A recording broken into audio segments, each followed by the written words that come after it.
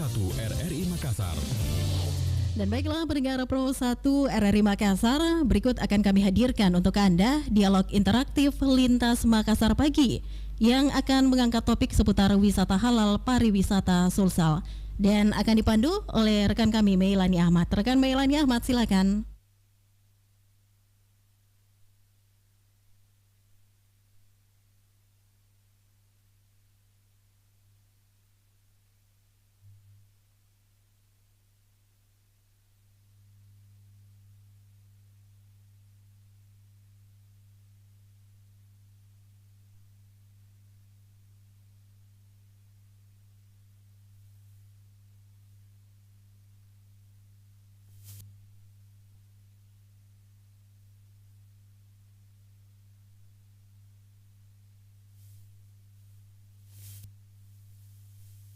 Nah.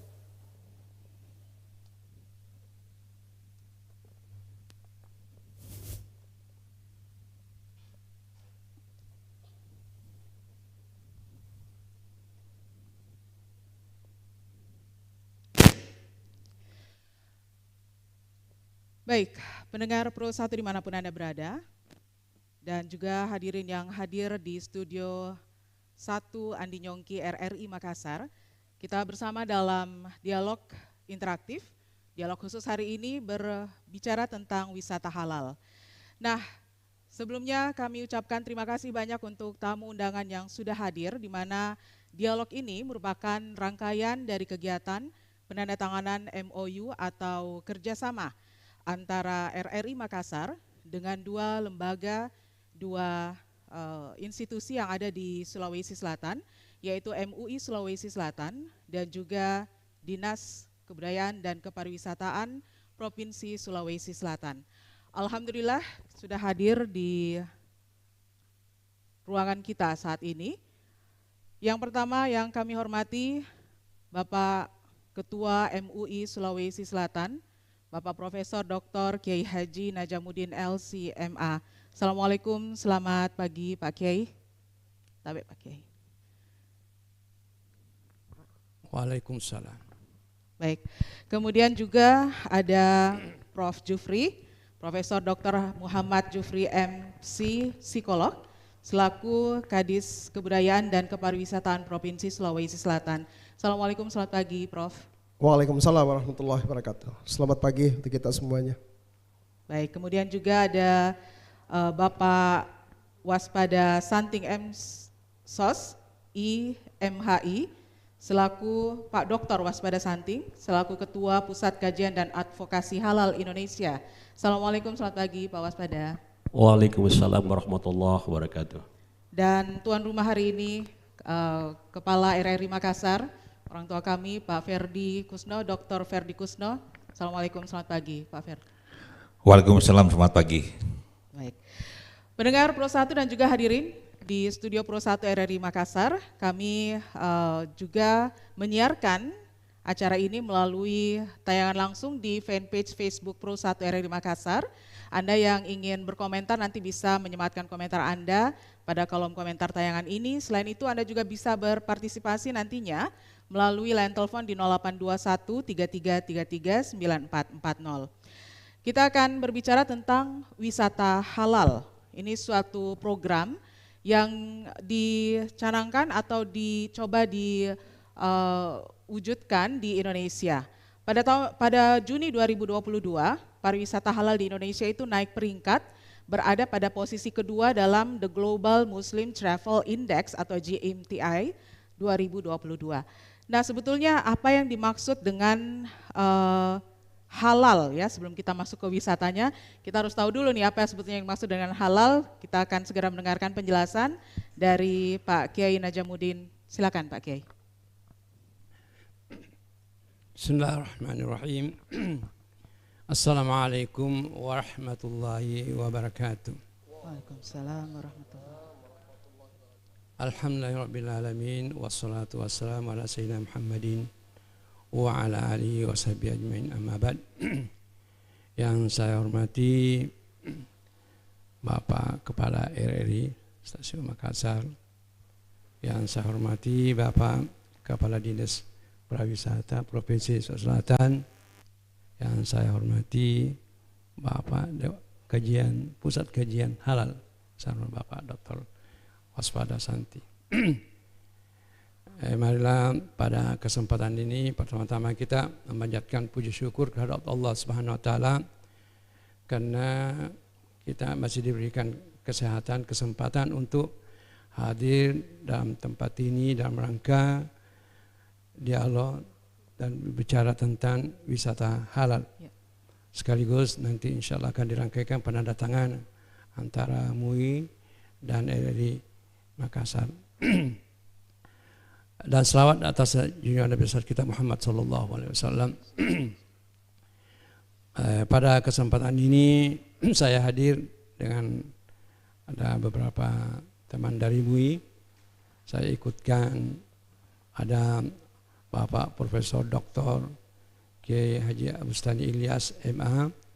Beliau merupakan Ketua Bidang Dakwah dan Komunikasi MUI Provinsi Sulawesi Selatan. Beliau juga sekaligus Dekan Fakultas Ekonomi Syariah dan Bisnis UIN Alauddin Makassar.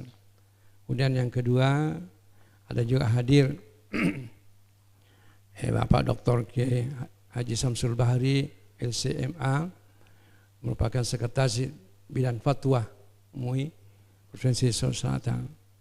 Kemudian ada juga di belakang yang Profesor Dr. Amiruddin, Profesor Dr. Amiruddin juga merupakan anggota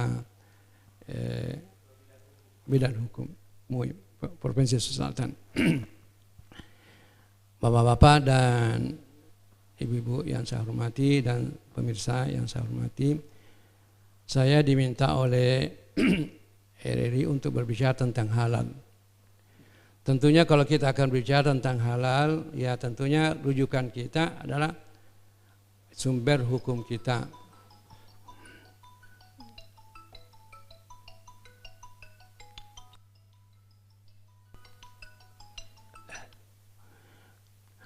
Tentunya kalau kita akan berbicara tentang halal dan haram itu, tentunya kita harus kembali pada sumber hukum dalam Islam, yaitu Al-Quran, Sunnah Rasul atau hadis, kemudian qiyas dan ijma'. Jadi ada 4 merupakan sumber hukum dalam Islam. Nah, itu yang.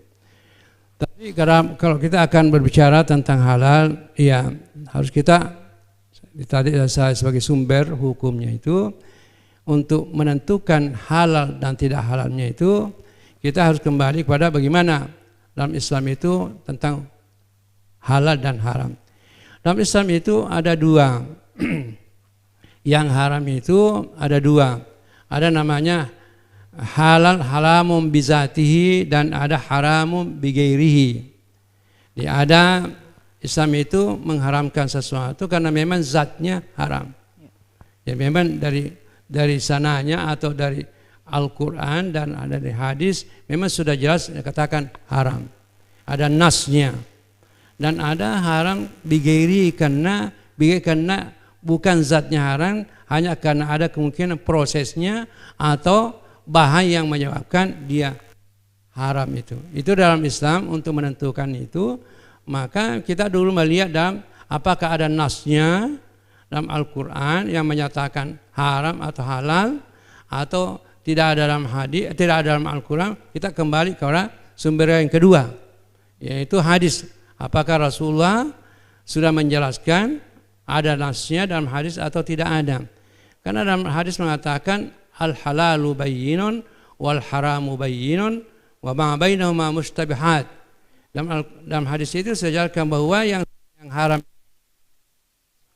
sudah dijelaskan, itu yang halal itu juga sudah jelas.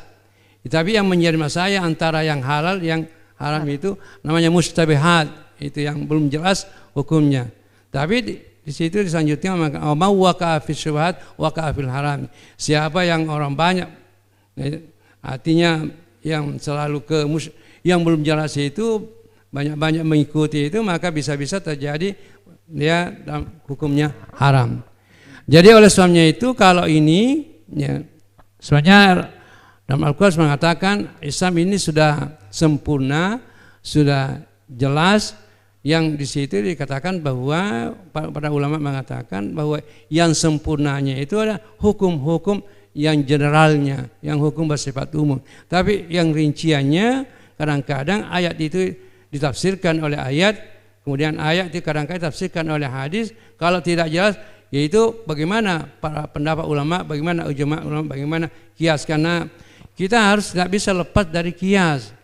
Karena dalam Islam itu kadang-kadang ada sesuatu yang kita tidak ada jelas dalam Al-Quran, tidak ada dalam hadis, karena tidak ada pada masa Nabi. Misalnya kita bicara tentang wajibnya zakat fitrah. Pada masa Nabi hanya yang bahan pokok yang ada pada masa Nabi. Nah, kita sekarang misalnya untuk kita orang Indonesia ini atau di selatan ini bahan pokok makanan itu adalah beras. Tidak ada pada masa Rasulullah SAW. Maka ini beras dikiaskan pada bahan pokok pada masa Rasulullah SAW. Jadi kita tidak bisa lepas namanya kias. Misalnya antara juga contohnya yang sekarang yang sabu-sabu atau ganja. Tidak ada pada masa Nabi, maka kita mengatakan itu ganja dan sabu-sabu misalnya itu adalah haram karena dikiaskan pada yaitu minuman keras yang melihat daripada akibat daripada orang yang mengkonsumsi itu bisa merusak akal. Karena dalam Islam itu ada yang 5 hal yang harus wajib kita menjaga, antara lain kesehatan harus kita wajib. Sama dengan wajibnya kita menjaga agama itu, kesehatan ini. Jadi dalam Islam itu kalau misalnya tidak ada dalam Al-Quran yang jelas dikatakan bahwa ini haram atau haram, maka harus kita kembali kepada hadis. Kalau tidak dalam hadis, kita melihat dalam kias atau dalam ijma' bagaimana kesepakatan para ulama mengenai hukumnya masalah halalkah atau haram. Saya kira untuk sementara untuk baik. Pak Kiai, terima kasih banyak penjelasannya, dan kita sudah tahu bahwa sangat jelas sekali apa yang disebut dengan halal. Nah, pada kata halal ini sekarang ada disandangkan kata wisata. Wisata halal, dan ini menjadi salah satu tren, bisa dikatakan seperti itu.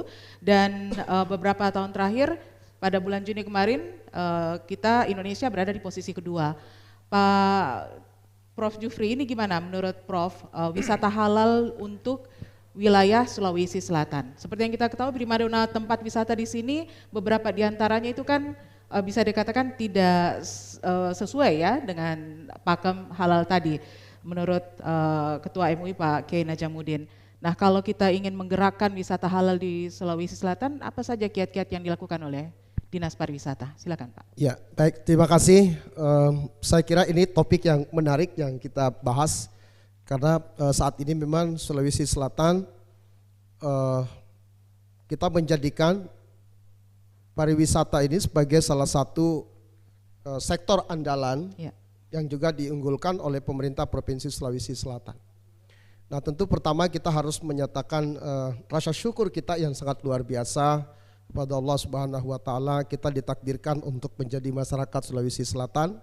Kita tinggal di satu wilayah yang memiliki potensi alam, baik itu pegunungan, persawahan, atau bahkan dengan keindahan pesisir dan bawah laut, yang semuanya ini untuk di wilayah Sulawesi Selatan itu menjadi sebuah primadona yang sangat menjanjikan untuk pengembangan pariwisata kita.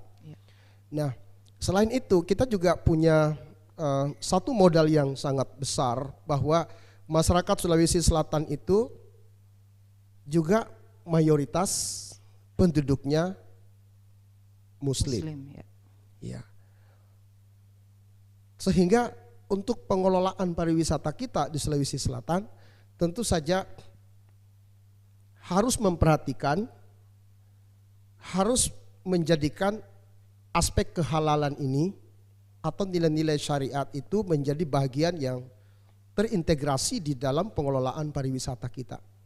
Di lingkungan Kemenparekraf sendiri, Kementerian Pariwisata dan Ekonomi Kreatif, itu sudah ada batasan yang secara khusus menjelaskan terkait dengan wisata halal ini.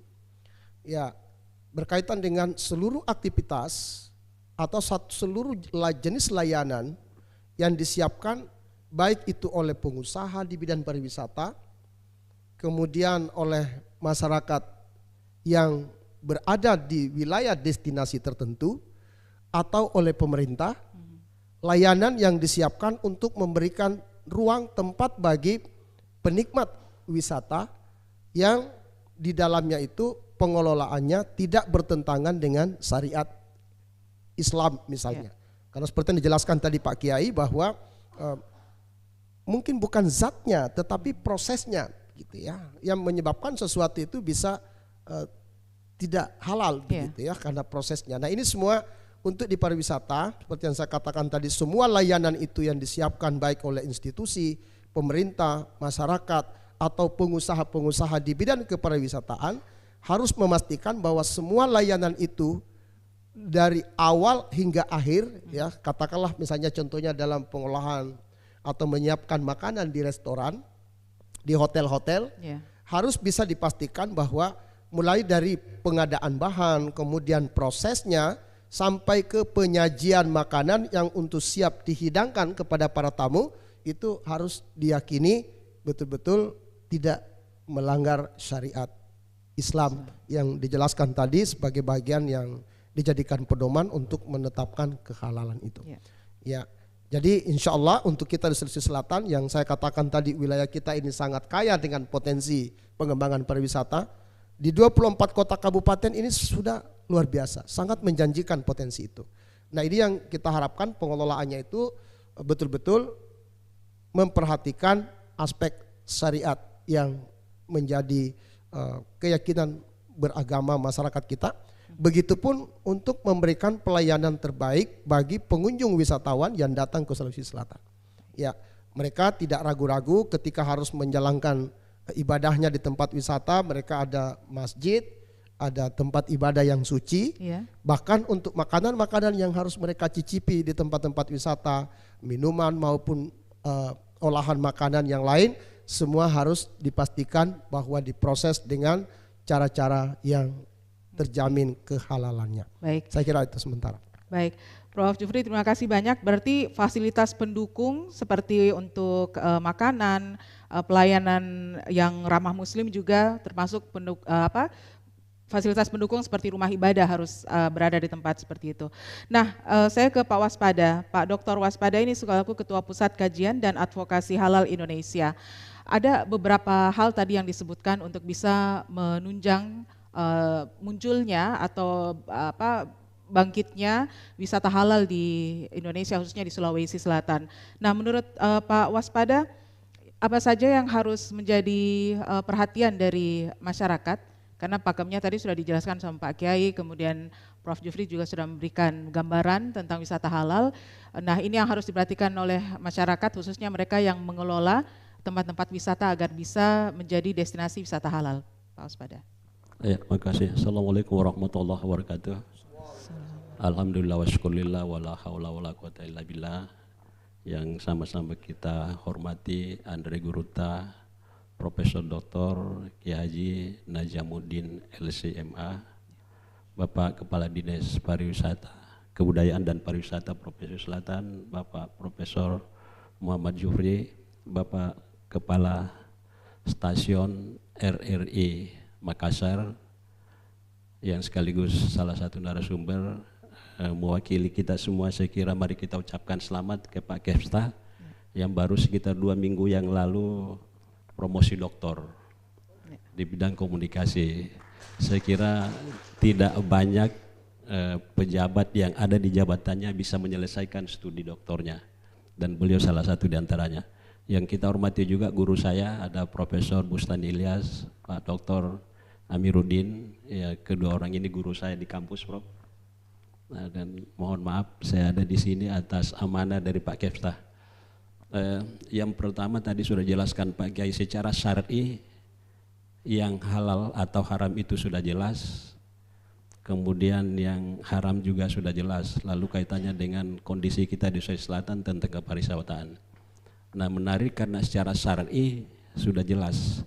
Lalu kemudian secara regulatif, peraturan perundang-undangan, Undang-Undang nomor 33 tahun 2014 menjelaskan bahwa segala produk yang digunakan yang beredar di seluruh wilayah Republik Indonesia wajib bersertifikat halal. Seluruh produk, jadi bukan hanya makanan dan minuman.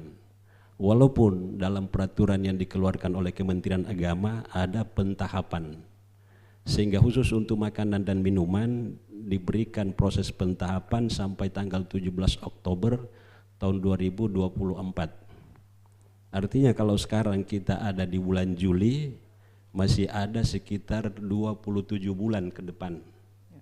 Nah, kita ambil skop sulsel seperti katakan Pak Kadis tadi. Kalau kita jadikan contoh kuliner saja, Prof. Salah satu elemen penting yang tidak mungkin dipisahkan dari sarana dan sarana pariwisata adalah ketersediaan makan dan minum di lokasi itu. Di Sulawesi Selatan, data yang ada di Dinas Koperasi UKM tahun 2019 ada 924.000 UKM. Kalau 924.000 itu 10% saja diantaranya usaha kuliner, berarti 92.000 unit usaha.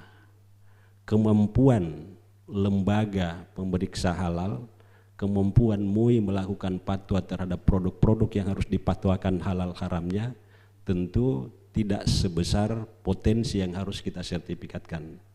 Selama kurang lebih 32 tahun LPPOM MUI ada hadir sejak tahun 1989, baru sekitar 10.000 unit usaha yang sudah disertifikat halalkan. Bahkan selama tahun 2022 ini baru 2.000 lebih.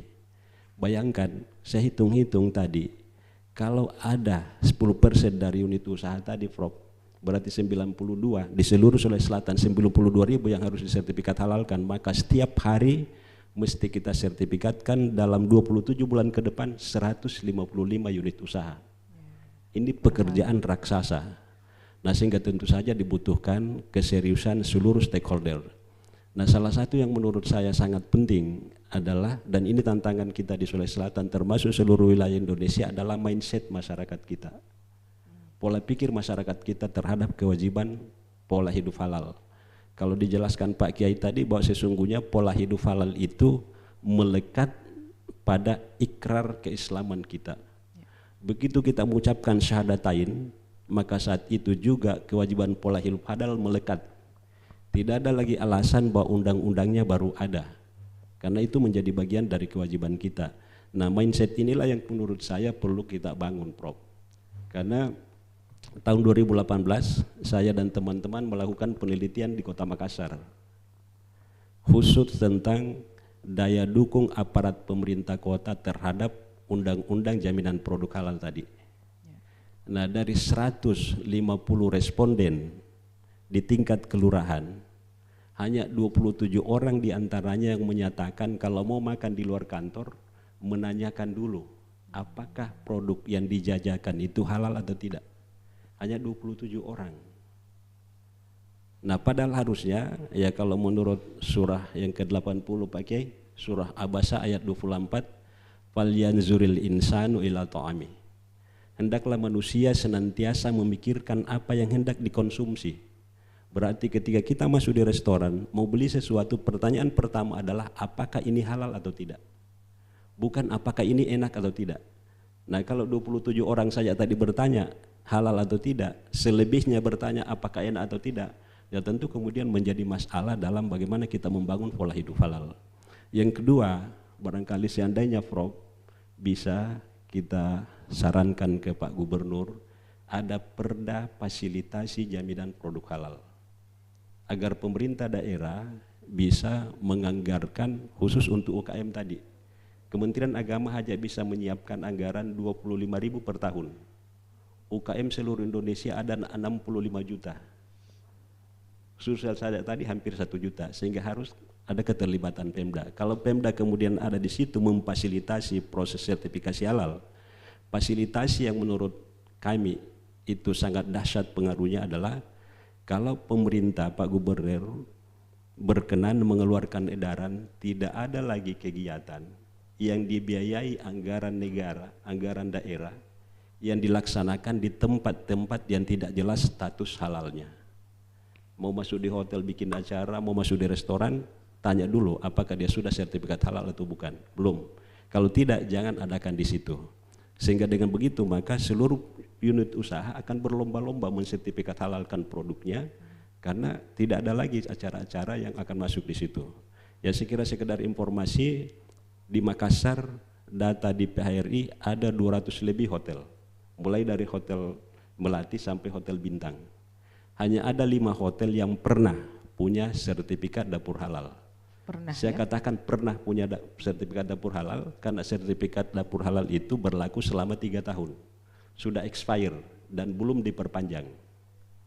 Ada 3 hotel di antara yang 5 tadi yang sudah mengikuti diklat di kami di Pusjilal untuk perpanjangan sertifikat, tapi belum diperpanjang. Artinya untuk saat ini tidak ada hotel di Makassar yang secara legal memiliki sertifikat dapur halal. Belum hotelnya, baru dapurnya. Karena kalau kita lihat dari sisi syar'i seperti dikatakan Pak Kiai tadi, wisata halal itu kan sebenarnya sederhananya bagaimana orang datang berwisata, seluruh sarana dan prasarana di objek wisata itu memungkinkan kita menunaikan kewajiban keislaman kita secara tenang dan tentram. Hotel misalnya, ada beberapa hotel bintang di Makassar yang kalau kita buang air kecil, di dalam toiletnya itu tidak ada air. Yang ada hanya air untuk menyiram klosetnya, tapi air untuk mencuci diri kita itu tidak ada. Nah, bagaimana dari sisi itu? Kita mau salat kan harus istinja. Yeah. Nah, kalau itu tidak ada, sehingga mungkin ke depan Dinas Pariwisata menjadikan bagian dari protap itu, kalau ada hotel yang mau minta izin pendirikan bangunan, cek dulu itu apakah mereka mendirikan sarana prasarana kelengkapan perhotelan yang memungkinkan tamu-tamu yang muslim bisa ramah dalam melakukan itu. Nah, yang terakhir, sepertinya juga Prof, teman-teman yang sudah memiliki sertifikat halal dapur tadi menjadikan sertifikat halal itu belum pada karena kesadaran bahwa itu harus halal, tapi lebih pada pertimbangan bisnis. Ya, karena selain kami melakukan proses advokasi, kami juga melakukan monep, monitoring, evaluasi. Ternyata kami menemukan di dapur hotel yang sudah tersertifikat halal itu kan aturan dari BPJPH tidak boleh mencampurkan. Ketika mereka sudah dapat sertifikat halal, maka di area itu tidak boleh menjual sesuatu yang tidak halal. Ternyata masih mereka menjual yang tidak halal, masih ada bir di restoran itu, seharusnya tidak ada. Kemudian malah saya pernah dengan teman-teman datang di salah satu tempat, kita minta minum teh, ternyata gula yang dijadikan pelengkap dari teh itu tidak bersertifikat halal. Nah, itu kan berarti melanggar protap dari sertifikat halal. Jadi konsistensi mereka untuk menjaga produknya atau betul-betul terjamin kehalalannya itu masih perlu pengawasan secara terus-menerus. Nah, saya kira ini pekerjaan besar kita, mindset masyarakat kita juga, karena kita mayoritas muslim, ada 87,32% muslim di Sulawesi Selatan, lalu kemudian merasa bahwa kita kan mayoritas muslim, otomatis halal. Ya belum tentu, seperti dikatakan Pak Kiai tadi, ya banyak yang bahan-bahan yang halal. Air yang kita minum ini tentu halal, tapi proses produksinya kan belum tentu. Atau mungkin juga ketika misalnya air itu sudah masuk di gelas, lalu kemudian tidak ditutup, ada lalat yang hinggap di situ. Kebetulan lalat itu dari comberan. Comberan itu ada najis, maka minuman itu jadi tidak halal lagi karena ada kontaminasi di situ. Ya, karena halal itu tidak bisa 99,99%, harus halal 100%. Nah, disitulah peran Majelis Ulama Indonesia membuat fatwa. Tapi saya kira perlu juga kita maklumi bahwa peranan Majelis Ulama itu bukan menghalalkan sesuatu yang haram, tapi memastikan kehalalan karena memang dia halal. Jadi kalau misalnya ada produk yang masuk dipatuh halalkan, MUI tidak akan mengatakan halal kalau ada kontaminasi sesedikit apapun, sekecil apapun. Karena memang peranan MUI bukan menghalalkan, memastikan bahwa itu halal karena memang dia halal. Sekira itu sementara. Terima kasih. Baik, ini sudah sangat berkembang pembicaraan kita dan saya beralih ke Pak Ferdi. Pak Ferdi, kita selaku Lembaga Penyiaran Publik RRI Makassar ternyata punya banyak sekali tugas yang harus dituntaskan seputar wisata halal ini. Tadi sudah disampaikan Pak Prof. Jufri, kemudian Pak Waspada, Pak Kiai. Nah, untuk RRI apa yang sebaiknya dilakukan agar wisata halal mulai dari prosesnya sampai promosinya nanti mengundang banyak orang juga datang menikmati wisata halal itu bisa tersampaikan ke masyarakat, Pak? Ya baik, terima kasih para narasumber yang saya hormati. Jelas bahwa peran-peran RRI itu adalah sebagai media edukasi. Yang pertama, ya kami sebenarnya punya tugas yang utama, hampir sama dengan Dinas Pariwisata, MUI. Karena kami sebagai media. Yang pertama, ya terima kasih MUI dan Dinas Pariwisata Provinsi mempercayai media negara. Jadi media ini sebenarnya adalah berfungsi untuk menyampaikan apa produk-produk pemerintah, apa produk-produk dari pemangku kepentingan untuk kemaslahatan masyarakatnya. Salah satunya adalah pariwisata halal itu. Nah tentu sebagai media RRI ya salah satu berkewajiban menyampaikan kepada publik. Salah satunya adalah tadi bagaimana membuka mindset publik tentang halal ini. Memang kita semua adalah kerja keras, Pak. Pemerintah bersama dengan pemangku kepentingan terus melakukan upaya-upaya yang terbaik. Salah satunya ada RRI. Bagaimana membangun mindset itu Pak Kadis, memberikan pemahaman kepada publik tentang salah satunya adalah produk halal dan yang lain-lainnya. Dan inilah kami terus menerus. Salah satunya adalah narasumber yang punya kepentingan untuk menyampaikan itu. Jadi hampir sama dengan media ya Pak. Media itu adalah penyambung. Jadi kami ini RRI hanya penyambung informasi. Silakan memanfaatkan media ini untuk kepentingan publik. Dan pasti RRI yang terbaik akan memberikan yang informasi-informasi itu. Nah, hari ini kita akan adakan MOU dan hari ini pun juga apa produk-produk dari MUI, apa produk-produk dari Dinas Pariwisata, ya pastilah kita akan memberitakan. Pasti kami akan informasikan. Nah, itu dulu garis besar sebagai media yang kami sampaikan kepada masyarakat. Apa dikatakan tadi waspada, memang tanggung jawab kita bersama Pak ya, tanggung jawab yang luar biasa. Nah oleh karena itu kalau katakan ada publik tidak sempat mengadu kepada Dinas Pariwisata, MUI, ya sudah ke RRI sajalah. Nanti kami akan menyampaikan Pak masalah-masalah di masyarakat, ada temuan-temuan masyarakat. Nanti kami salurkan informasi itu kepada Pak Waspada, Pak Ketua MUI dan Dinas Pariwisata. Saya kira kerjasama ini harus terus dibangun sehingga tujuan-tujuan kita segera tercapai sesuai dengan amanah yang diberikan oleh pemerintah terhadap MUI dan pemerintah Provinsi Sulawesi Selatan. Segitu saja garis besarnya dulu. Baik. Terima kasih Pak Ferdi, dan memang banyak sekali seperti yang disampaikan Pak Waspada tadi ya, berdasarkan apa yang disampaikan Pak Kiai Najamuddin bahwa ada hal-hal yang harus kita perhatikan seperti sangat detail tadi sertifikat dapur halal, ada juga fasilitas halal di hotel, seperti tadi untuk uriner ya, untuk bagian toilet. Baik pendengar, Anda yang ingin bergabung, Anda bisa bergabung sesaat lagi di 0821 3333 9440 dan oh ya, ada yang ingin ditambahkan Pak Kiai, silakan Pak Kiai. Terima kasih atas kesempatan yang kedua kalinya ini. Pertama-tama kami dari MUI sangat-sangat berterima kasih karena dilibatkan dalam masalah wisata. Ya. Tentunya juga MUI merasa bertanggung jawab juga. Ya. Terima kasih atas kerjasama ini. Jadi pada dasarnya dalam Islam itu wisata itu dianjurkan. Ya. Kalau kita melihat banyak nas-nas menganjurkan untuk wisata. Hanya yang nanti ini kita harus melihat bagaimana prosesnya itu. bagaimana yang ada dalam wisata itu. Nanti kita akan lihat. Kami dari MUI berterima kasih akan dilibatkan dalam masalah ini. Kemudian perlu saya jelaskan bahwa MUI itu bukan tugasnya memeriksa yang kegiatan-kegiatan itu tentang halal dan haramnya. MUI itu hanya berfungsi atau bertugas memberikan fatwa bagi masyarakat atau organisasi yang meminta. Nah, jadi yang tugas memeriksa itu saya kira itu advokasi atau pemerintah. Atau dalam hal ini Dinas Pariwisata yang bertugas itu.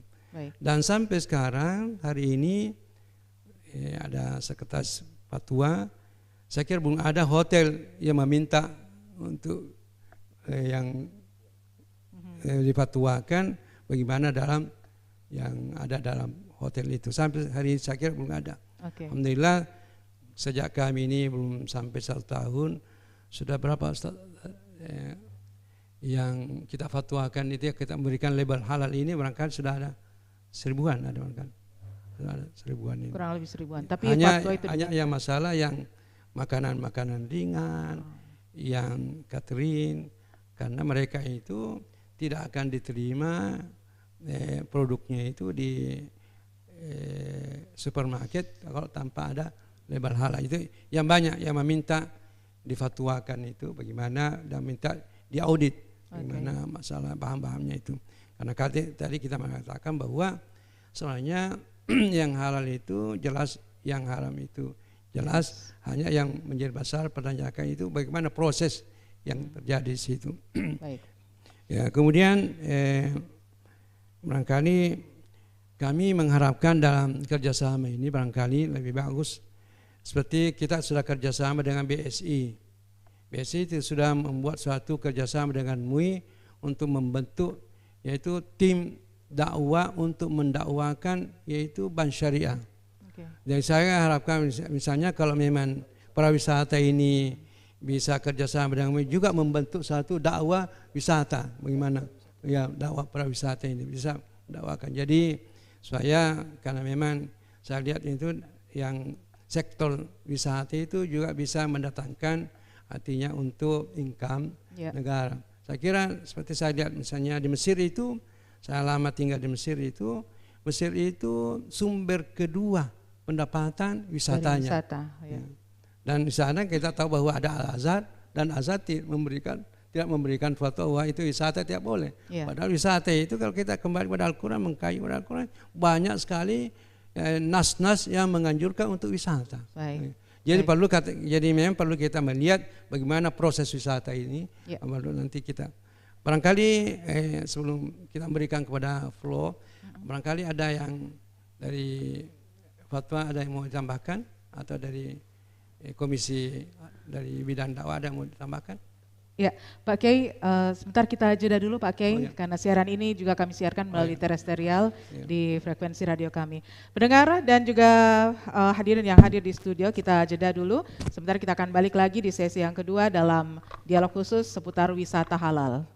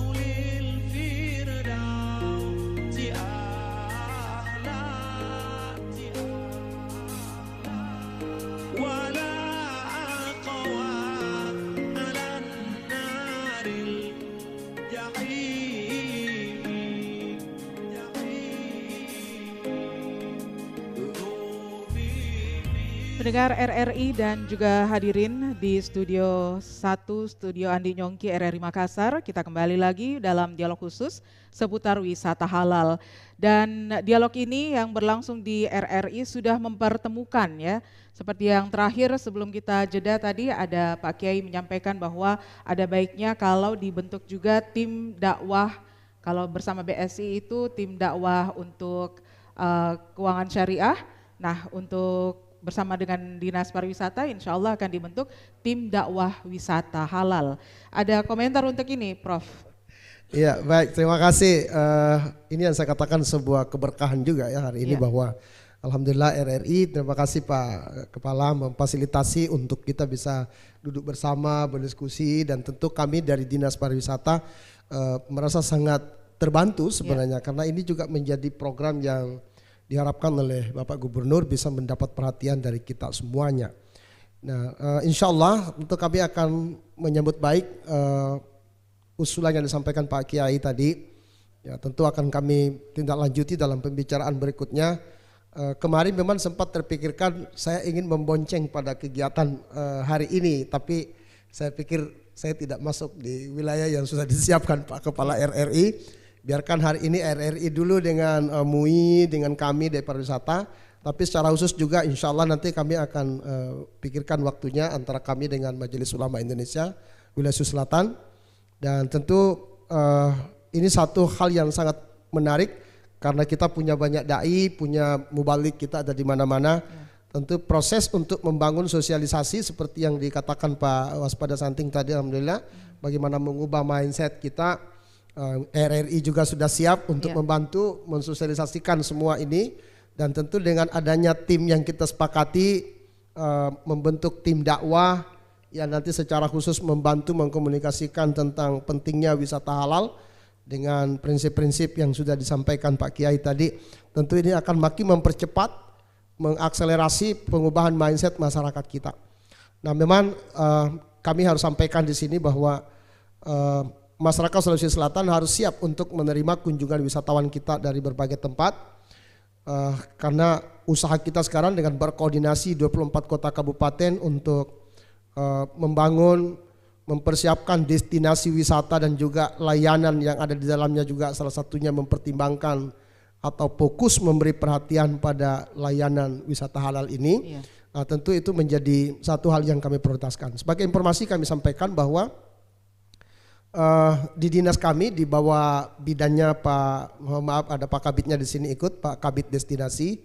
Salah satu program kami di sana itu melakukan sosialisasi dan pemberian pemahaman kepada masyarakat, khususnya para pelaku industri pariwisata yang ada di daerah, untuk juga memahami tentang konsep wisata halal ini. Yang terakhir minggu lalu kami lakukan di Kabupaten Baru, sebelumnya itu juga sudah ada di Kabupaten Maros, di Kabupaten Bone, di Bantaeng. Ini secara bertahap kami lakukan sesuai dengan kemampuan yang ada, tetapi mungkin nanti dengan kerjasama MUI ini akan lebih mempercepat saya kira. Kenapa? Karena dai-dai yang dikelola di MUI ini tersebar di 24 kota kabupaten, dan kami sangat berterima kasih, insya Allah dalam waktu yang tidak lama kami akan segera tindak lanjuti usulan tadi. Masukan dari Pak Dr. Waspada Santing, terima kasih banyak. Jadi memang ini menjadi sebuah tantangan tersendiri di dunia pariwisata. Selain untuk pengembangan SDM pariwisatanya sendiri, ada Pak Kabit SDP juga bersama-sama di sini, Pak Bruno. Kualitas SDM dari para pengelola pariwisata kita juga terus kita dorong. Tapi yang terpenting bagaimana seluruh stakeholder pariwisata, termasuk pengelola-pengelola industri pariwisata, mulai dari biro perjalanan, kemudian perhotelan dan restoran, kemudian PHI, kemudian manajer-manajer hotel, itu semua selalu kita dorong untuk memperhatikan aspek ini. Karena ya bisa dibayangkan saja kalau sampai misalnya ditemukan ada satu hotel, satu restoran yang bermasalah dari jenis layanan makanan minuman yang disiapkan yang terindikasi tidak mengandung kehalalan, itu pasti akan memiliki konsekuensi dampak yang lebih luas. Sangat berdampak buruk bagi pariwisata kita, karena setengah mati kita mempromosikan, tapi kalau sudah ada kondisi begitu, itu akan sangat menyulitkan kita di dalam membangun kepercayaan masyarakat kita terhadap pengguna tempat-tempat wisata. Nah, yang paling sederhana saja ini yang kami selalu tekankan, ya, sarana ibadah, kemudian ketersediaan makanan yang halal di restoran yang mereka siapkan, dan ini juga menjadi masukan yang sangat baik. Tentu kami dengan jaringan PHRI akan kami sampaikan ini lagi supaya memperhatikan mulai dari dapurnya dan seterusnya supaya bisa lebih terjamin kehalalannya. Ya, saya kira itu, terima kasih. Baik, terima kasih Pak Prof. Jufri. Dan pendengar, untuk Anda yang ingin bergabung silahkan di 0821-3333-9440 dan menanggapi tadi yang disampaikan oleh Pak Dr. Waspada, ya, ada tentang sertifikat dapur halal ini, kemudian juga fasilitas tadi, Prof mungkin bisa dijembatani juga ya ke pemerintah daerah, khususnya Pemprov Sulsel, ya, agar bisa ada sertifikasi untuk hotel dan restoran khususnya. Baik, Pak Kiai tadi sempat menyampaikan ada bagian dari MUI Sulsel mungkin yang akan menambahkan apa yang sudah disampaikan oleh Pak Kiai seputar fatwa, ya. Baik.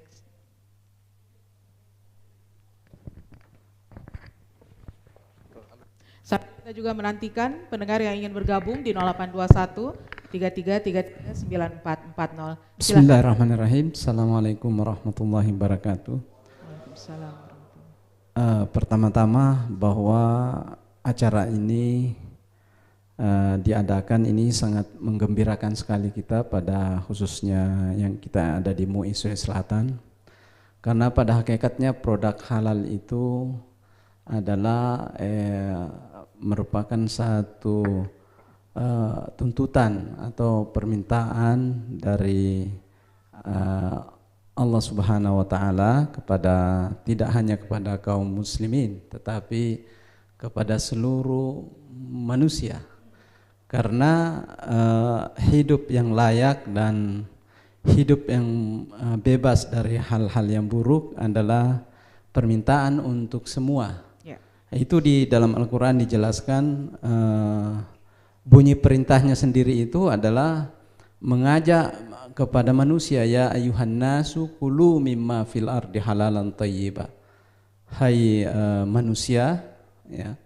Dan ini tentu kita tahu bersama bahwa yang dimaksud dengan al-jinsiyah di sini yaitu manusia itu meliputi seluruhnya, ya, tanpa membedakan aspek keyakinan. Dan itu diminta untuk makan dan minum dengan halal. Ya. Kemudian selanjutnya secara khusus kepada kaum muslimin yang ingin menikmati halal ini harus juga dipastikan, ya, bahwa mereka itu merasa nyaman, dan itu ada perintah secara khusus juga. Baik. Ya, yang sifatnya dari diminta, ya ayyuhalladzina amanu kulu min thayyibatin ma razaqnakum. Jadi diminta untuk makan dan minum yang baik-baik yang diberikan rezeki. Jadi ada tuntutan secara batiniah dan ada secara umum. Baik. Nah, apa yang dilakukan saat ini adalah sosialisasi wisata halal ini, tentu ini adalah sangat membantu kita ini di MUI Sulawesi Selatan untuk memahamkan kepada masyarakat betapa pentingnya itu aspek halal di berbagai bidang. Saya kira itu tambahan. Baik, baik. Terima kasih Bapak. Kita ke penelpon. Sudah ada yang bergabung di pagi hari ini, silahkan. Halo, selamat pagi. Halo, selamat pagi. Ya, dengan Bapak siapa Pak, di mana?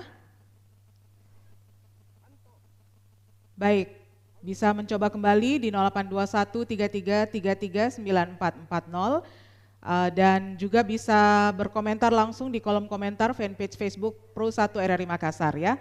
Dan pendengar, saat ini pukul 9:57 waktu Indonesia Tengah. Pada pukul 10 nanti kita akan jeda sejenak untuk pemutaran lagu Indonesia Raya. Jadi untuk Anda yang ingin bergabung, nanti kami buka kesempatan di 0821-3333-9440. Ini apakah sudah ada yang bergabung? Halo, selamat pagi. Baik, dengan Bapak siapa Pak, di mana? Anto Pak Kandongan.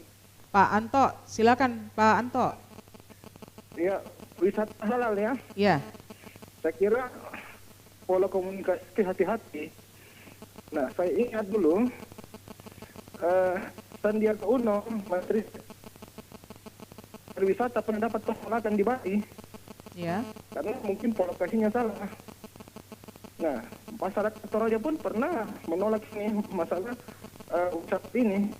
Ya. Jangan sampai kemudian wisata halal ini nantinya mendegradasi namanya kearifan lokal. Kita tahu Toraja merupakan destinasi utama wisata yang ada di Sulawesi Selatan. Yang datang ke sana juga orang bule, wisatawan dari mancanegara. Ya. Nah, kalau konsep misalnya orang tidak boleh ada namanya minuman keras. Nah, sementara wisatawan negara mereka carinya itu, datang ke sana. Iya. Kalau mau ke konsep wisata ini, jadi memang harus diperjelas dulu. Konsep wisata seperti apa, pola komunikasinya seperti apa. Kalau masalah tempat ibadah, ya kemudian masakan makanan restoran halal, di Toraja ini banyak. Ya, banyak restoran yang halal, tempat wisata pun seperti Lola misalnya, itu sudah menyiapkan musola di sana untuk saudara-saudara yang muslim itu untuk beribadah sholat 5 waktu. Baik. Dan beberapa tempat-tempat wisata di sana sudah menyiapkan itu. Jadi mesti dikomunikasikan dengan baik, dan sampai kemudian ada pelaku pariwisata yang beranggapan kemudian nantinya bahwa ini mendegradasi, mengeliminir kearifan lokal ya. Baik. Kearifan lokal yang nah. Baik, Pak Anto. Kira seperti itu. Ya. Baik, Pak Anto, terima kasih banyak sudah bergabung.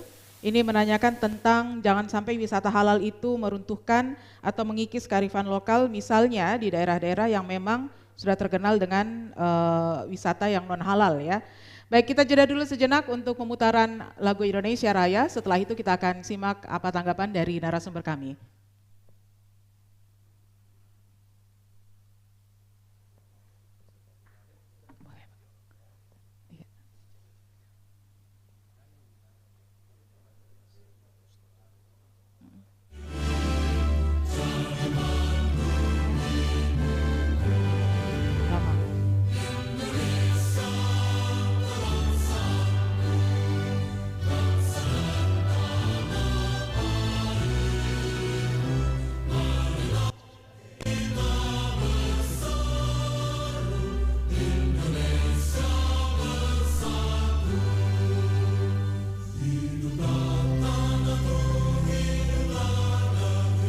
Bali ya.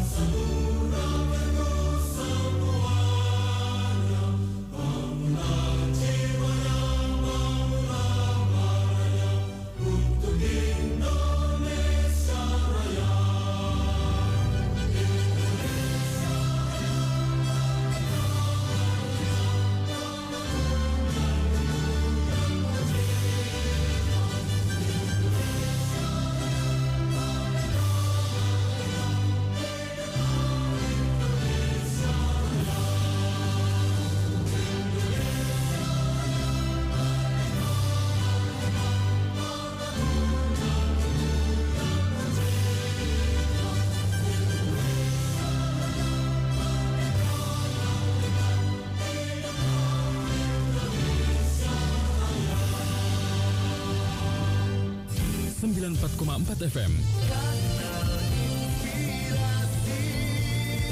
Pro 1 RRI Makassar. Baik, pendengar Pro 1 dimanapun Anda berada dan juga hadirin yang hadir di Studio 1 Andi Nyongki RRI Makassar. Kita lanjutkan kembali dialog khusus kita hari ini tentang wisata halal. Tadi ada Pak Anto yang menanyakan tentang apakah wisata halal ini nantinya akan meruntuhkan kearifan lokal serta seperti apa pola komunikasi yang dilakukan pemerintah agar wisata halal ini bisa diterima di tempat-tempat yang bisa dikategorikan wisata non halal ya, Pak Prof. Iya, terima kasih, benar sekali pertanyaan Pak Anto ya, khususnya tadi memberikan satu situasi kondisi yang terjadi di Sulawesi Selatan, khususnya di wilayah Toraja yang tentu kita pahami saudara-saudara kita yang ada di sana. Jadi mungkin begini, ini memang menyangkut peristilahan ya. Dan di dalam yang kita pahami sekarang, di dalam pembahasan-pembahasan yang kami juga kemukakan, untuk wilayah-wilayah seperti yang mayoritas penduduknya non-muslim ya, mereka mempersiapkan destinasi wisatanya, objek-objek wisatanya itu yang ramah muslim. Jadi untuk di Toraja itu, mohon maaf, ini memang menjadi diskusi kami di internal dan kita sudah bangun pemahaman yang sama seperti itu, bahwa yang didorong itu bukan istilah wisata halal, tetapi jangan sampai ini dimaknai bahwa itu kaitannya dengan agama toh. Iya. Tetapi yang dibangun pemahaman itu untuk di wilayah Toraja, mereka pun juga ini sudah memahami, sangat terbuka bahwa Toraja itu didatangi bukan, mohon maaf, yang hanya non muslim saja, tidak. Justru dia membuka diri untuk didatangi oleh siapapun tanpa ada sekat-sekat yang seperti itu. Justru di wilayah ini yang diharapkan sekarang adalah ramah muslim. Bahwa setiap yang datang pun termasuk yang muslim, ketika datang berwisata di tempat-tempat yang ada di Toraja misalnya, mereka juga mendapatkan rasa aman, rasa nyaman, dan terjamin bahwa keyakinan beragamanya itu bisa berjalan dengan baik di tempat wisata yang ada. Jadi konsepnya seperti itu, ramah muslim. Mereka, ya ini alhamdulillah kami pun juga di Komisi B di DPR yang juga ketua komisinya itu juga kebetulan, mohon maaf, ibu juga dari Tanah Toraja, itu bahkan berkali-kali mengingatkan saya sebagai Kepala Dinas Pariwisata, dan ada support dari pemerintah provinsi untuk pengembangan wisata halal yang ada di Toraja, yang kita sebut tadi itu wisata yang sifatnya ramah muslim. Ya, supaya setiap yang datang termasuk yang kita ini yang muslim itu mereka tidak ragu-ragu untuk berada di lokasi wisata, karena mereka pun memberikan fasilitas untuk yang sifatnya ramah muslim. Atau mungkin sini Pak Kabid saya mungkin. Kebetulan ada kepala bidang saya ini juga dari kepala bidang SDP, sekaligus beliau juga tokoh dari masyarakat Toraja. Ya, saya persilakan kasih waktu sedikit untuk mempertegas, karena beliau ini juga sangat lama berkecimpung di pariwisata dan asli Toraja. Baik. Ya, saya persilakan Pak Kabid. Ya, terima kasih atas kesempatan yang diberikan. Sebagaimana yang sudah disampaikan oleh Pak Kadis tadi, bahwa mohon maaf ya dalam tanda petik, bahwa di Toraja itu kan tidak sedikit juga saudara-saudara kita yang beragama muslim. Saya ambil diri saya misalnya, di pihak bapak saya mayoritas muslim, 70%. Bahkan di daerah Madandan itu nenek saya yang bawa ke situ. Jadi kami dalam keluarga itu memang bercampur. Tapi soal bicara haram halal, makanya saya bilang istilah mungkin bisa kita, ya bagaimana kita menerjemahkan. Karena mohon maaf orang Toraja karena tidak terlalu sering dia dengar kata-kata, jadi dengan mendengar kata halal pasti pikirannya, oh kalau ada halal berarti ada haram. Padahal sebenarnya mereka sudah tahu sekali, sudah paham. Nah makanya tadi yang sudah disampaikan Pak Kadis, bahwa kita pakai istilah wisata ramah muslim. Dan ada beberapa kasus yang memang kami dapatkan di lapangan. Ada di daerah utara misalnya, karena memang saya langsung pakai contoh-contoh biar mereka lebih jelas, ya. Ada satu hotel, dia bilang iya memang kami sudah laksanakan begini-begini. Saya bilang betul. Lalu tetangganya itu kebetulan ada kandang babi di sebelah. Jadi saya bilang walaupun Anda lebih duluan di sini, tapi Anda tahu bahwa hotel itu menghasilkan sesuatu untuk kepentingan Anda juga. Jadi harus didukung dong. Tolong pindahkan kandang babinya. Alhamdulillah, puji Tuhan, kandang babinya itu dipindahkan. Nah, kan biasanya babi kalau jam-jam untuk makan, bising. Jadi bukan hanya masalah halal makan, tapi tidak halal untuk mendengar juga kan. Kalau orang masih enak-enak tidur, lalu babinya ribut, kan itu merasa. Jadi bukan hanya yang muslim, yang non muslim juga ikut terganggu. Jadi itu saya anggap bahwa itu tidak ramah. Contoh juga di desa wisata kemarin, Dan saya memang tegaskan di situ, di Kole Sawangan, Pak Kadis. Waktu saya sudah turun ke lapangan dengan tim, saya bilang harus siapkan musola di sebelah barat. Karena saya lihat paling ujung itu kalau misalnya dibangun musola, tidak ada lagi halangan yang paling itu lagi. Jadi saya bilang letakkan paling ujung. Jadi sepanjang masih ada yang akan mengganggu, geser. Alhamdulillah itu bisa dilaksanakan dalam jangka 2 hari terbangun musola. Bahkan kemarin sempat mereka berpikir kami mau ambil dana dari mana. Saya bilang orang tidak cari musola yang harus tembok. Pakai bambu pun itu bisa. Yang penting jangan sentuh tanah di bawah. Karena kita tahu, siapa tahu BC atau apa segala macam. Jadi dibuatlah sebagaimana yang Pak Kadis lihat juga di lapangan. Dia bilang peralatan di dalam bagaimana caranya, saya bilang gampang. Ke Depak, minta sajadah, minta alat sholat dan segala macam. Semua terpenuhi. Nah, hal-hal beginilah pelan-pelan kami menyampaikan di lapangan. Jadi kalau bicara urusan halal kalau makanan, saudara kami juga di sana sangat paham yang begitu-begitu. Contoh juga teman-teman kantor biasa kalau ikut saya ke kampung, mereka sudah tahu, lihat sendiri bahwa kalau ada acara keluarga, berapa anggota? Sekian. Mulai dari proses pengadaan bahan makanan sampai dengan penyajian, itu dikontrol oleh saudara yang muslim, yang haji juga. Saya ada saudara haji juga. Jadi kalau acara keluarga mereka sudah paham. Saya kebetulan darah Toraja asli, tapi lahir dan dibesarkan di Sulbar. Jadi kalau saya pulang kampung, 2 kampung saya. Pulang ke Polmas dan pulang ke Toraja. Teman-teman kantor itu sudah pada tahu semua yang sering ikut saya. Jadi makanya pernah dulu, mohon maaf, ini cerita lama. Pernah penolakan dipasangkan spanduk di Toraja. Tapi memang saya sengaja tidak mau muncul waktu itu karena saya bilang saya cari masalah karena lagi panas lalu saya muncul pasti jadi masalah. Makanya waktu kita pembahasan di Klaro saya minta 1 poin jangan dibahas karena situasi juga kurang memungkinkan waktu itu. Situasi politik bisa dimanfaatkan orang lain. Tapi alhamdulillah pelan-pelan juga bisa saudara-saudara kita memahami. Karena pernah juga masalah saya bilang, mohon maaf kita juga tidak boleh terlaluan bahwa kalau sudah muslim yang kelola, bisakah dijamin bahwa itu halal? Ini pertanyaan saya juga waktu itu. Misalnya menyembelih hewan, iya kan? Kalau memang tidak sesuai kan berarti haram juga. Nah itu sama yang disampaikan dengan Pak An tadi. Jadi tapi itulah saya bilang kalau di sana proses persiapan makanan sampai dengan penyajian itu saya kira saudara-saudara kita di sana itu sangat memahami. Jadi itu bisa dijamin. Nah tinggal ya memang tugas berat juga di pariwisata ya selalu halo-haloi karena sertifikat MUI yang sudah sempat disampaikan tadi bahwa rumah makan dan restoran, hotel yang sempat disertifikatkan sampai dengan sekarang ini kan mungkin sudah kadaluarsa berarti harus di per 3 tahun perbaharui kembali. Permasalahan juga karena setiap item itu harus disertifikasi. Jadi kalau bahan makanan 10 bahannya 10 poin. Nah biayanya ini besar. Mungkin ini tugas bersama pemerintah dan pengusaha untuk itu. Saya kira untuk sementara demikian. Terima kasih. Terima kasih Pak Bruno Kabid SDP ya, Sumber Daya Pariwisata. Nah ini menarik ini Pak Kiai.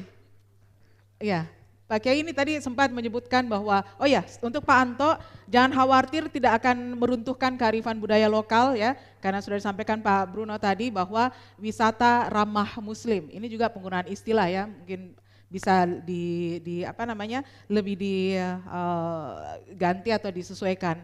Pak Kiai mungkin ada tanggapan Pak Kiai. Tadi sempat disebutkan oleh Pak Bruno bahwa membangun tempat fasilitas ibadah itu fasilitasnya juga mungkin bisa melalui MUI ya pemenuhannya, seperti alat sholat dan seterusnya. Jadi sebagai tambahan, bahkan kalau tempat ibadah itu daerah misalnya di Tatul, minta maaf Tatul, bahkan lebih wisata kalau dibuat dari bambu. Ya lebih wisata ya. Lebih wisata daripada dibangun dengan permanen tembok. Saya kira lebih bagus kalau itu lebih menarik kalau dari asli yang di sana. Tapi kalau fasilitasnya seperti alat-alat ibadah, mukena mungkin untuk yang wanita, apakah bisa berkoordinasi juga dengan MUI? Karena biasanya itu yang kalau muslim yang pergi wisata itu biasa sudah lengkap persiapannya itu. Baik. Sudah bawa semuanya itu. Jadi saya kira hanya tempat ibadahnya dan tempat wudhunya airnya yang perlu saya kira jadi kalau saya pribadi saya bahkan lebih bagus kalau dibangun tempat tempat ibadah itu sesuai dengan yang ada di sana, lebih menarik lagi wisatanya karena kalau lebih cantik lagi, lebih antik lagi. Saya kira barangkali ada tambahan dari yang bidang dakwah, silakan. Ya, Profesor Bustami Ilyas. Dari Pak Kadispar sampai Pak Kiai ini berkaitan semuanya, sama-sama akademisi, bahkan terima kasih. Pak Rektor juga di sini ya. Assalamualaikum warahmatullahi wabarakatuh. Waalaikumsalam warahmatullahi wabarakatuh. Yang saya hormati Ketua MUI Provinsi Sulawesi Selatan, yang saya hormati Pak Kadis, Pak Waspada sebagai narasumber, Bapak di sampingnya, mohon maaf saya tidak. Pak Kepala RRI Pak. Kepala RRI mohon maaf Pak ya. Dan seluruh hadirin yang sempat hadir pada kesempatan ini. Pertama saya mengucapkan terima kasih dan menyampaikan rasa penghargaan yang sangat tinggi oleh karena masalah wisata halal itu suatu hal yang diperbincangkan di tingkat nasional termasuk perguruan tinggi keagamaan, agama Islam khususnya di bawah Kementerian Agama. Bahkan sudah ada beberapa jurusan di perguruan tinggi ini menjadi jurusan wisata halal.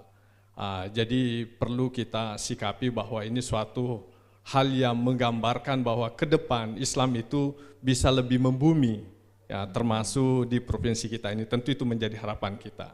Yang kemudian tentu dipahami bahwa sudah ada juga beberapa provinsi lain yang sudah melakukan wisata halal, termasuk di Mataram, NTT di sana itu kami melakukan penelitian dan ternyata itu luar biasa menjanjikan. Jadi daerah-daerah yang barangkali penganutnya lebih banyak non-muslim, jangan kita khawatir dengan istilah wisata halal itu.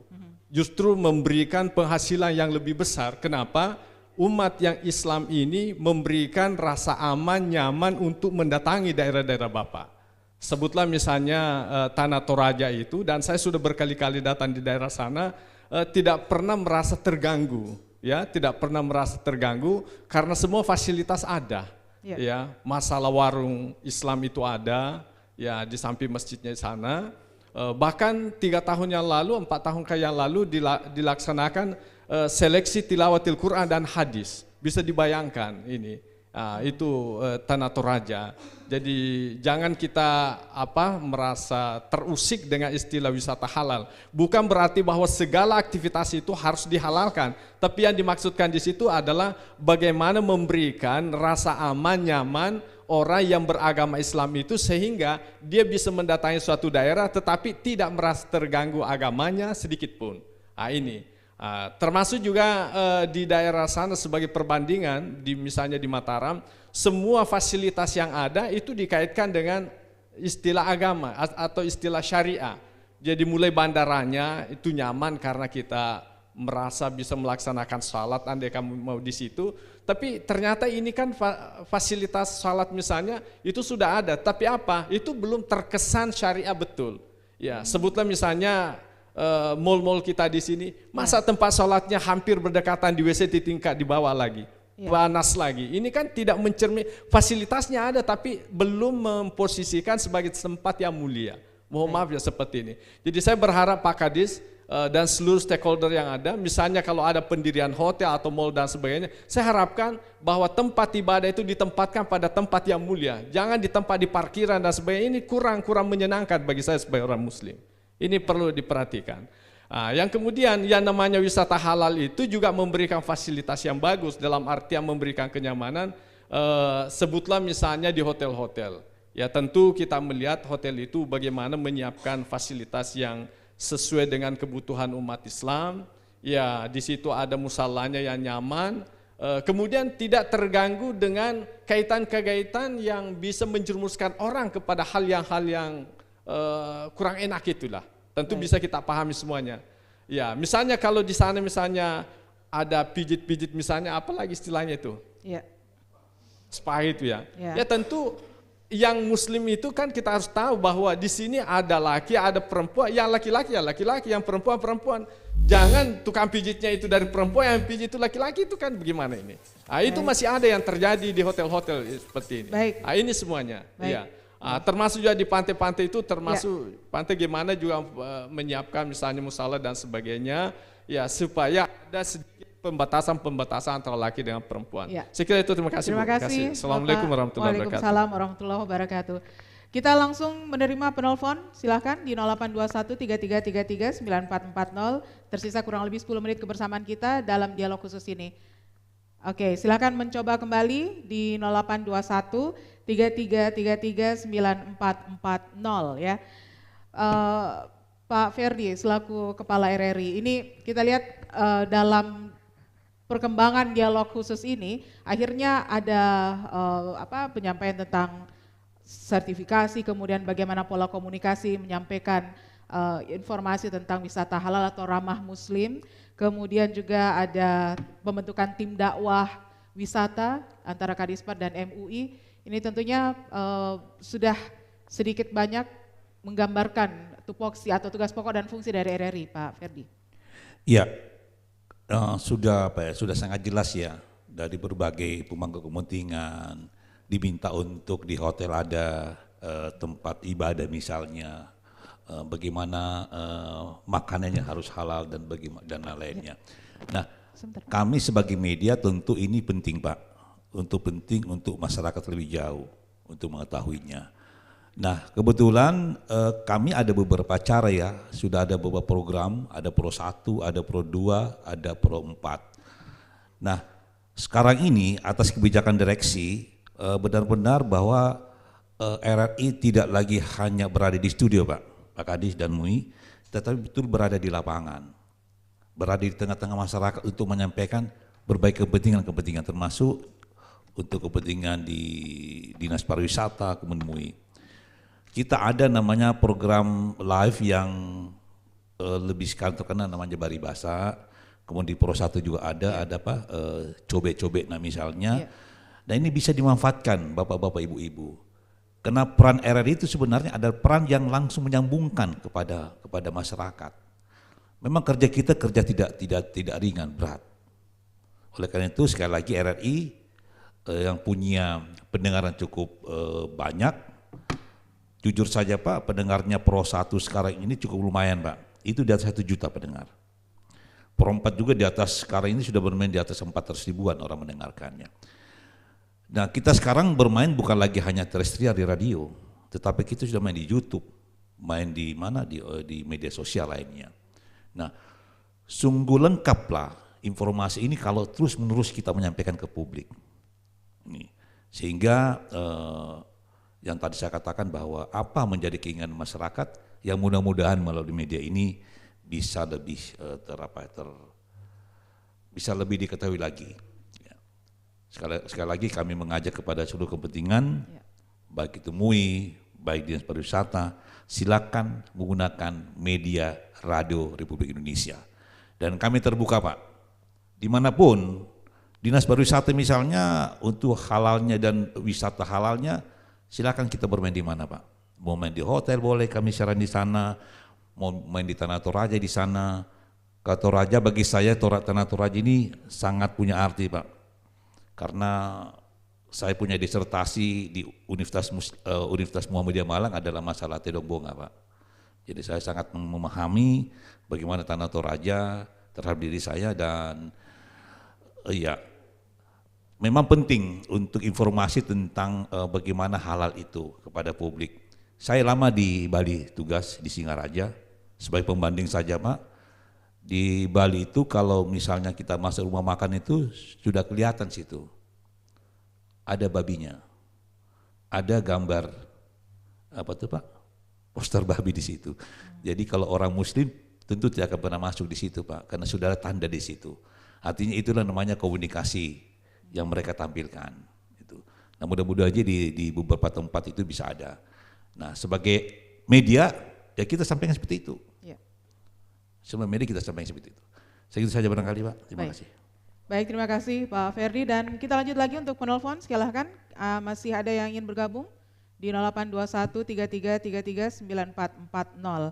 Baik, saya ke Pak Waspada. Pak Waspada, dari beberapa perkembangan dari dialog kita tadi, tentunya sudah sudah ada respon Pak ya, seputar terutama sertifikasi untuk yang per 3 bulan itu untuk hotel dan restoran. Tapi kita tetap harus koordinasi lagi nih dengan pemerintah. Apa kira-kira apa triknya atau tipsnya ini Pak supaya pihak hotel itu bisa reguler ya memperbaharui sertifikat mereka. Tapi ditahan dulu Pak ya, kita terima penelpon dulu. Halo, selamat siang. Halo. Ya, selamat siang. Selamat siang. Dengan Bapak siapa Pak, di mana? Halo. Ya, dengan Bapak siapa Pak, di mana? Ya, di Goa ini, Kabupaten Goa. Ya, baik. Dengan Bapak siapa, maaf? Dengan Pak Udin. Pak Udin, silakan Pak Udin di Goa. Ya, terima kasih. Jadi, mohon maaf, saya baru mencoba untuk menyimak tadi pembicaraan. Ya. Dari narasumber. Jadi memang kayaknya wisata halal itu sebenarnya saya pikir sangat subjektif kalau kita menyampaikan seperti itu, karena seperti disampaikan tadi ada masukan dari soal kearifan lokal. Ini memang di satu destinasi atau satu tujuan wisata itu bisa saja overlapping itu kepentingan kearifan lokal tadi dengan halal menurut ajaran tertentu dimaksudnya di satu agama itu. Ya. Halo. Halo. Ya, silakan Pak. Kami masih mendengarkan. Ya, jadi itulah makanya saya katakan overlapping. Saya contohkan satu kasus, misalnya begini. Saya berada di satu hotel ya. Di hotel itu ada tempat mandinya semuanya. Ini kan kalau kita bicara soal wisata halal ini, ya tentu saja dia harus pisahkan itu antara wanita dengan pria. Iya. Nah, ada satu hotel itu yang tidak ada seperti itu. Pria dengan wanita ya sama-sama mandi di situ. Apalagi kalau bicara soal etika pakaian, bagian mandi yang minim semua itu kan itu sangat mengkontaminasi kalau kita kaitkan dengan halalnya itu. Ya, jadi saya garis bawah di situ regulasinya itu. Jadi untuk tidak tumpang tindih pengertian halal di situ barangkali itu kita kaitkan saja wisata halal itu sama saja wisata religi atau wisata syariah, begitu aja deh. Baik, baik. Tidak usah kita katakan wisata halal kemudian kepentingan di situ overlapping, tumpang tindih. Baik. Saya kira itu untuk sementara. Terima kasih. Baik Pak Udin. Terima kasih Pak Udin di Goa. Nah ini saya minta tanggapan dulu ke Pak Kadis dulu ini ya, mohon maaf Pak Kadis, tadi kembali lagi nih tentang istilah ya, tadi sempat disebutkan ramah muslim atau wisata halal, ini kira-kira untuk menyatukan persepsi tentang istilah ini Pak.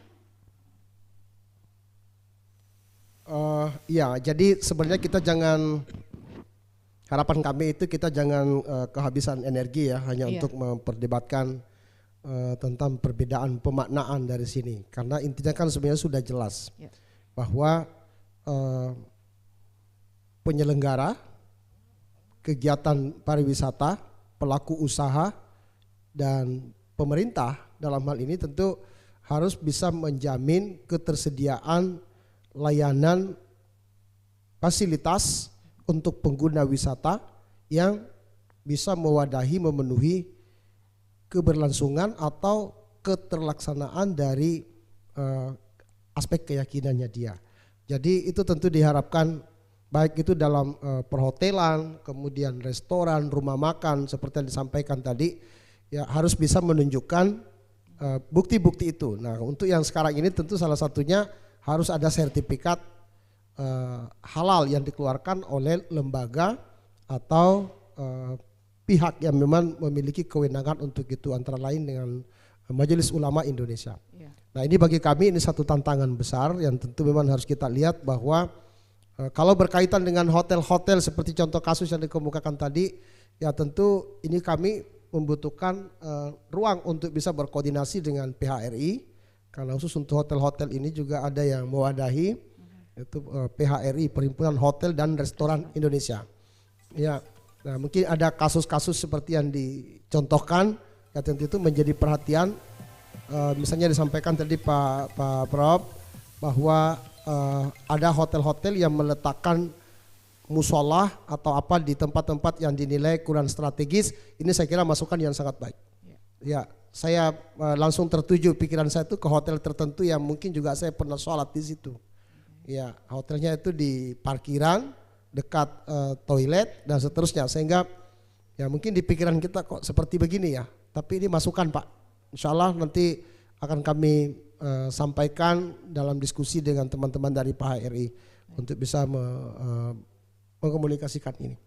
Ya, kalau yang terkait dengan kamar mandi apa semua, ya tentu ini kasuistik saja ya. Mungkin nanti kita juga akan jadikan bahan diskusi untuk teman-teman pengelola hotel dan restoran. Ya, terima kasih. Baik, terima kasih Prof. Pak Waspada, kembali lagi ke tentang bagaimana menyadarkan para pelaku usaha ini atau juga masyarakat yang memiliki tempat wisata itu bisa memperbaharui sertifikasi halal khususnya untuk poin-poin yang disebutkan tadi. Ya, terima kasih. Ya, saya kira semakin menarik perbincangan kita. Sebelum sampai pada pertanyaan Ibu Meliani tadi, saya ingin menggarisbawahi agenda akhir kita sebentar, ada MOU. Ya. Mohon izin Pak Kiai, di dalam Al-Quran surah Ibrahim ayat 4 dikatakan bahwa setiap rasul itu diutus dengan menggunakan bahasa kaumnya. Bahasa kaumnya di sini tentu kalau diterjemahkan secara terlaik artinya metode komunikasi. Tapi bisa juga dalam bentuk kita maknai dalam bentuk komunikasi. Nah, sehingga saya kira di sini peran Bapak Ibu dari RRI, kebutuhan masyarakat kita di Sulawesi Selatan ada 87 muslim tadi. Programnya Pak Kadis bagaimana membangun wisata halal. Lalu kemudian ya bagaimana kemudian RRI yang ada di Makassar ini kita maksimalkan perannya. Kalau bisa tidak ada siaran, buka atau tutup siaran, ada lagu Indonesia Raya, tapi kalau bisa ditambahkan advokasi, informasi kepada masyarakat tentang pentingnya pola hidup halal itu tadi.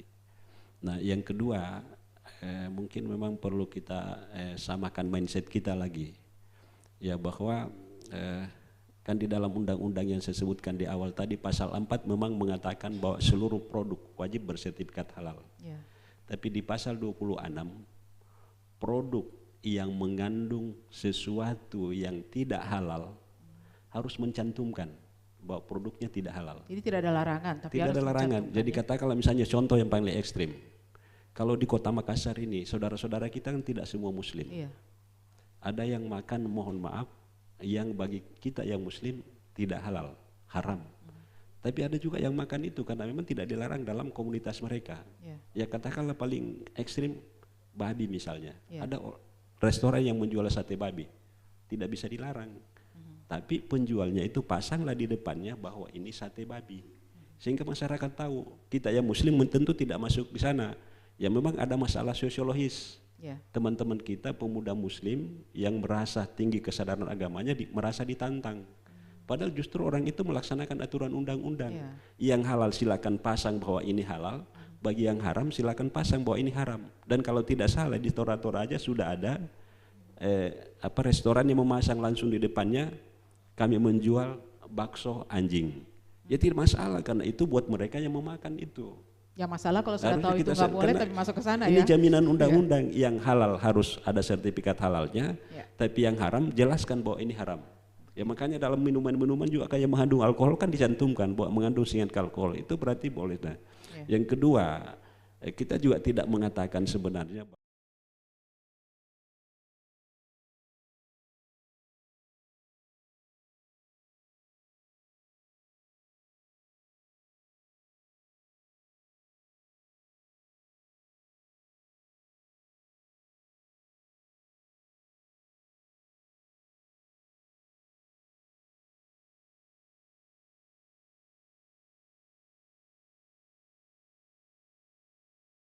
ada namanya Satgas BPJPH di Kanwil Agama, Jalan Nuri. Dan kalau tidak salah seluruh kantor Kementerian Agama di kota kabupaten itu sudah menjadi jaringan diperbantukan. Ada bagian namanya KTSP, jadi satu pintu.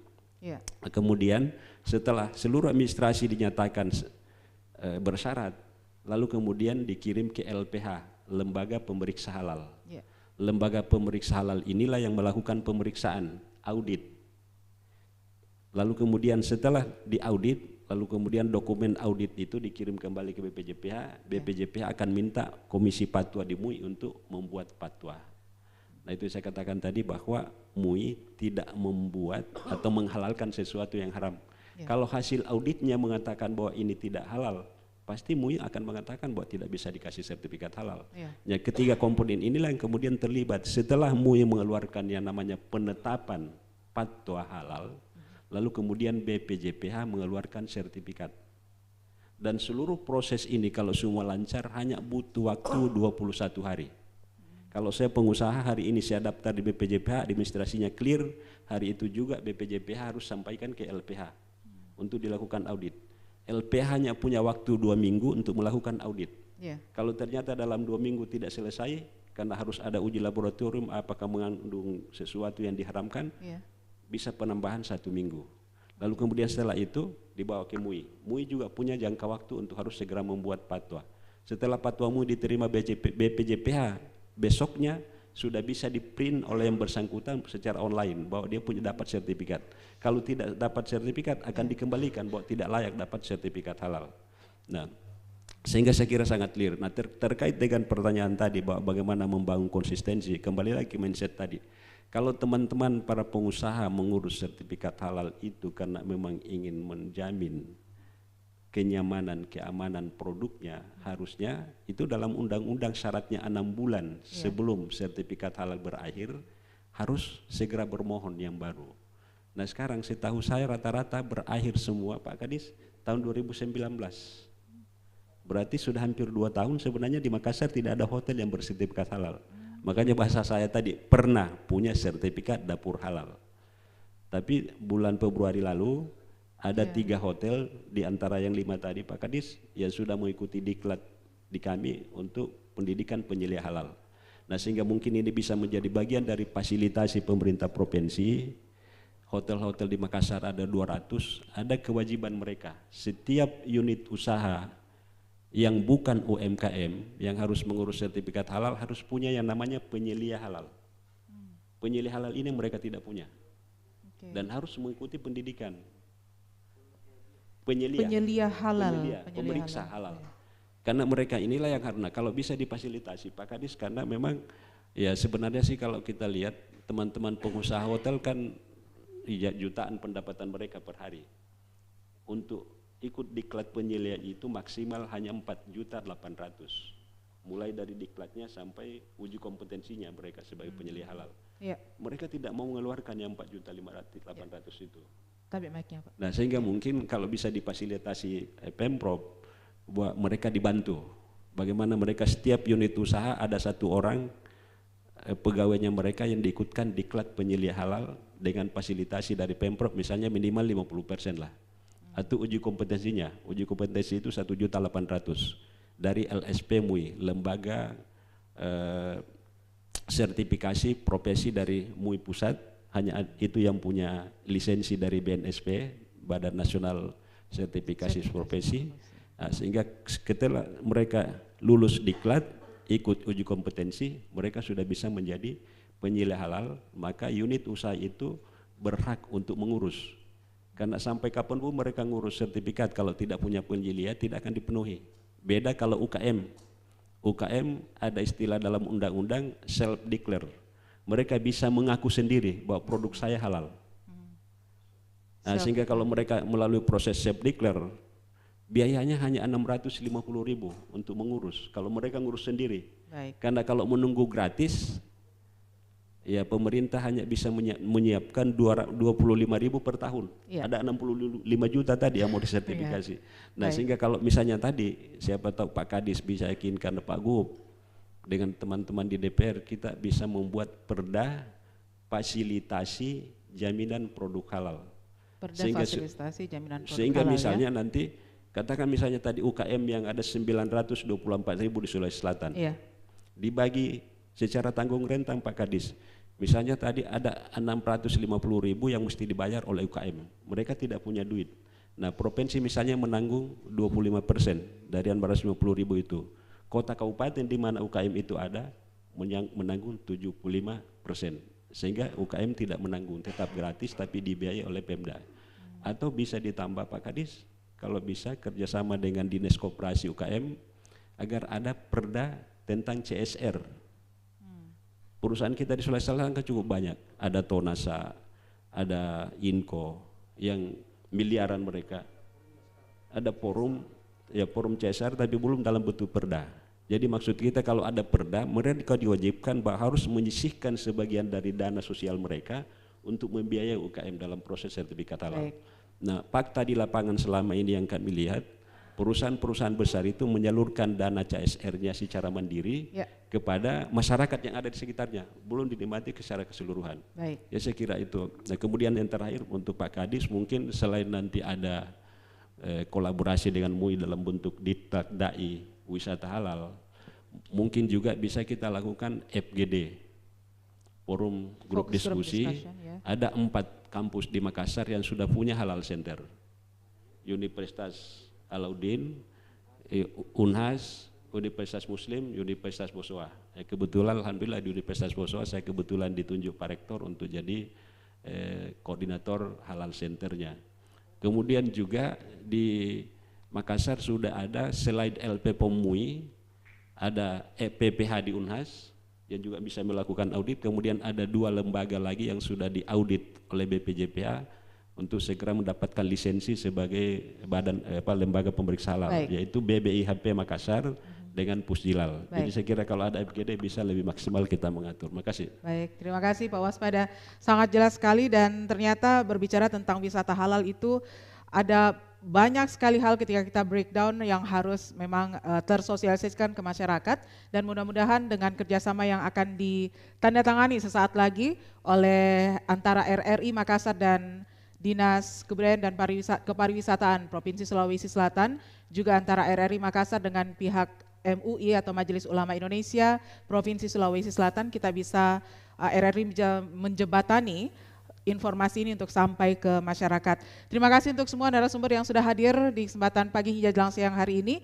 Kita akan jumpa lagi tentunya untuk kembali menghadirkan informasi yang berkaitan dengan kepariwisataan dan juga peran MUI di wilayah Sulawesi Selatan. Saya Melani Ahmad mengucapkan terima kasih kebersamaan pendengar melalui 94,4 FM, juga yang menyaksikan di fanpage Facebook Pro 1 RRI Makassar. Assalamualaikum warahmatullahi wabarakatuh.